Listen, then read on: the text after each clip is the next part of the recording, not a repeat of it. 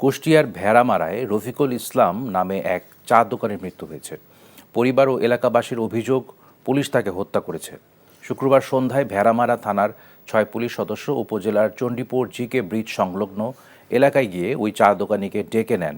পরে কথা কাটাকাটি ও ধস্তাধস্তির এক পর্যায়ে ব্রিজ থেকে লাফ দেন রফিকুল ইসলাম। গুরুতর অবস্থায় হাসপাতালে নেওয়ার সময় মৃত্যু হয় তার। এ ঘটনায় বিক্ষুব্ধ এলাকাবাসী পুলিশের একটি মোটর সাইকেলে আগুন ধরিয়ে দেয় এবং 3 পুলিশ সদস্যকে অবরুদ্ধ করে রাখে। পরে সংশ্লিষ্ট থানা পুলিশ ও বিজিবি অবরুদ্ধ 3 পুলিশ সদস্যকে উদ্ধার করে।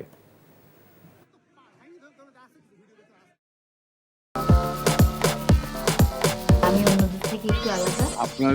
আমার অনেক পছন্দ, মানে আমি তোমার ছাড়া কাউরে কোনোদিন ভালোবাসি নাই। এই পুকুরটা তোমাকে লিজ নেওয়ার ব্যবস্থা করে দেব। ও দুলে চাকরিটা খাই দাও যায় না। আমি যদি সুরজ মিয়ার সাইকেলের সামনে বসা ঘুরা বেড়াই, তোমার কেমন লাগবে কৌতো? তুমি তোমার স্বামীকে নিয়ে এত আহ্লাদ করতেছো, আর ওইদিকে মনে আমার সকাল হয় না, রাইতের আন্ধার হয়। এক রিকশায় গা সিপকায় বইসা হাসতে হাসতে কই জানা যাইতেছে।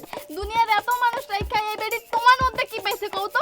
আর তোমার চোখে আমি শুধু তোমারে চাই।